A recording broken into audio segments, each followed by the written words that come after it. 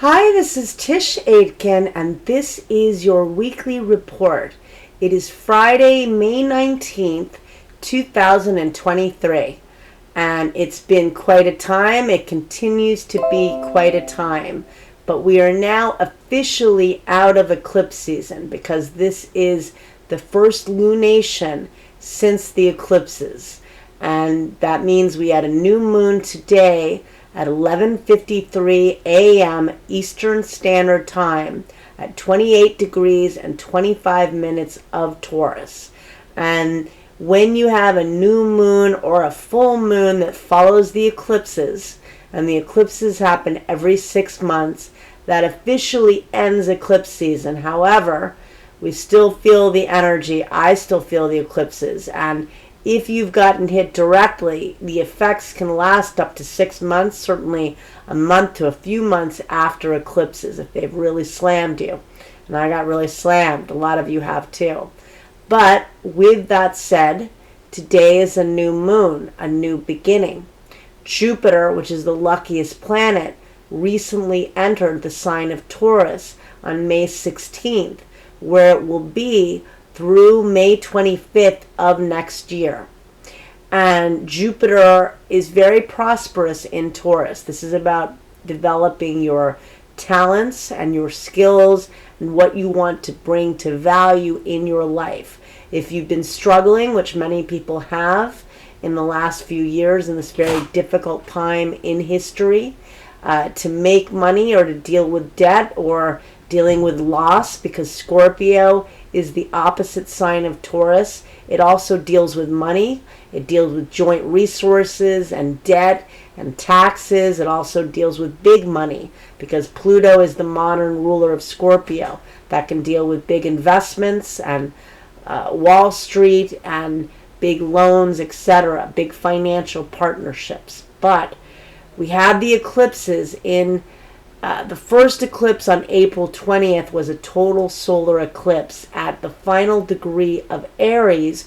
So we are transitioning back from the Taurus Scorpio eclipses to the Aries Libra eclipses. But in this case, it was only 10 minutes off, so it really did set off the Taurus theme of income and earning money and being able to earn a living. And the lunar eclipse that occurred on May 5th was at 14 degrees and 58 minutes of Scorpio, just 2 minutes off from the world point, which is 15 degrees of the fixed signs: Taurus, Leo, Scorpio, and Aquarius. This impacts people on the world stage, and it hits all of us. Every one of us comprise the world. This lunar eclipse in Scorpio spoke to all the loss we've endured, all the mourning, and also all of the debt and loans and mortgages and issues with money that we're all dealing with as well. Scorpio deals with heavy emotional issues, buried pain, and there's a lot of buried pain. And now we've got a new moon today. We've got a lot happening. We had Jupiter change signs. It changed signs on May 16th. It will transit in the sign of Taurus through May 25th of next year. In April of next year, from the 18th through the 26th, it's going to meet up with the planet Uranus, which is the planet of chaos, but also of enlightenment and brilliance and ingenuity. Jupiter and Uranus, when they combine, can bring out of the blue good luck, out of the blue opportunities for travel and for making money and for teaching and learning. And those dates will be from the 18th through the 26th of April at 21 and 22 degrees of Taurus. So that's something to look forward to. Jupiter expands whatever it transits and whatever it comes into contact with. So it could expand inflation because Taurus rules agriculture, it rules the banking system, but it also, I feel, is really an opportunity to expand our resources, how we can create on our own, individually and, of course, collectively. Pluto is in Aquarius, and we're talking about frightening things like AI, but the real concept and goal of Aquarius is the individual individuals building the collective and coming together, contributing your own individual flair, and yet bringing together all of us. We're all interconnected. And so Jupiter squared Pluto. They directly squared one another on May 17th. And that is very powerful energy. Again, eliminating things that are hindering us from growing. Then we have, let's see, Mars, the planet of action, enters the sign of Leo on May 20th, where it will transit through July 10th. This automatically 0 degrees fixed. It triggers the recent solar eclipse on April 20th.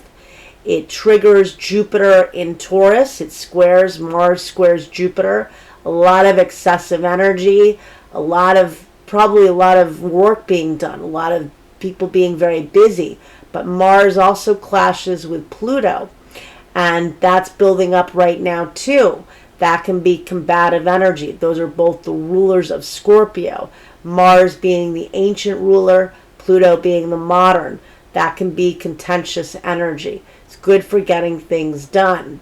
Then Mars transits in Leo from May 20th through July 10th. This is about pursuing your heart and your heart's path, doing what makes you happy and being creative and loving and doing what you love. Jupiter in Taurus is really about connecting with nature and beauty and bringing love and value to your world and to others' world. Venus, which rules the stellium in Taurus, and right now we have many points in Taurus. We've got Jupiter newly in the sign. It's conjunct the north node of Karma, which will be in Taurus just a little while longer, and then the nodes of fate will shift from the Taurus Scorpio axis to the Aries Libra axis in July. But we've got the north node of Karma. We've got Mercury, which is now direct. Mercury retrograded on April 21st, just a day after the first eclipse. It retrograded at 15 degrees of Taurus, which is at the world point, hitting every one of us. Now Mercury is direct. We're all getting much more of the truth and the stories. I know I am. And this is also a time of revising and redoing things and getting to the lies. Mercury clears its shadow on May 31st, so more information could get uncovered. But it is now direct, and some things will be overturned and revised. Some things are eclipsed out of our lives permanently, because an eclipse does eclipse people and situations in and out of our lives. The nodes of fate are involved, and very fated events occur. We've got, let's see, Venus will be out of bounds through June 1st, which means she exceeds the sun's path by declination and does not play by the rules. She's ruling Jupiter in Taurus, the north node of Karma. Mercury is conjunct both the north node and Jupiter, connecting to information and learning. And in this new moon chart, they fall in the house of higher learning and hope and optimism. Vesta, how you get your needs met, is in the sign of Taurus. Uranus, the planet of chaos and upheaval, is in the sign of Taurus. The sun is in Taurus through May 21st. And today we have the new moon, so the moon is in Taurus. A lot of Venusian energy. Venus is out of bounds. Jupiter is squaring Pluto, so that's bringing a lot of emotional energy. But I do like Jupiter in Taurus. I think this is lovely energy. Plan on doing some journaling and manifesting whatever that is for you, even if that's planting a garden or walking in nature or doing something, writing down something you want to create, listening to music, whatever it may be. Jupiter meets up with the north node of Karma on June 1st. That is when Venus is now within its limits again. It will no longer be out of bounds, and Jupiter and the north node will convene at 3 degrees of Taurus, where the north node currently is. Pay attention to what comes up at the very end of May, beginning of June. Fated invitations, opportunities, and meetings. And let's see, anything else that stands in, Mercury stationed direct on May 14th at 5 degrees and 51 minutes of Taurus. There will be an eclipse on October 28th at 5 degrees of Taurus. And so that eclipse will give us even more information about what we're all dealing with. And, if there are things you want to launch, if there are new relationships, if there are new businesses, right now a lot of faded opportunities are coming in.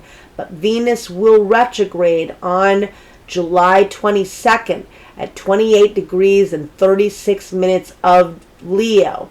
And that is the royal fixed star known as Regulus. That's a very special placement, very untouchable placement of Leo. It's the kingmaker and the queenmaker. It's the heart of the lion. But Venus retrogrades every 8 years approximately at this degree, and it will retrograde through September 3rd. You don't want to launch something new altogether when Venus is retrograde.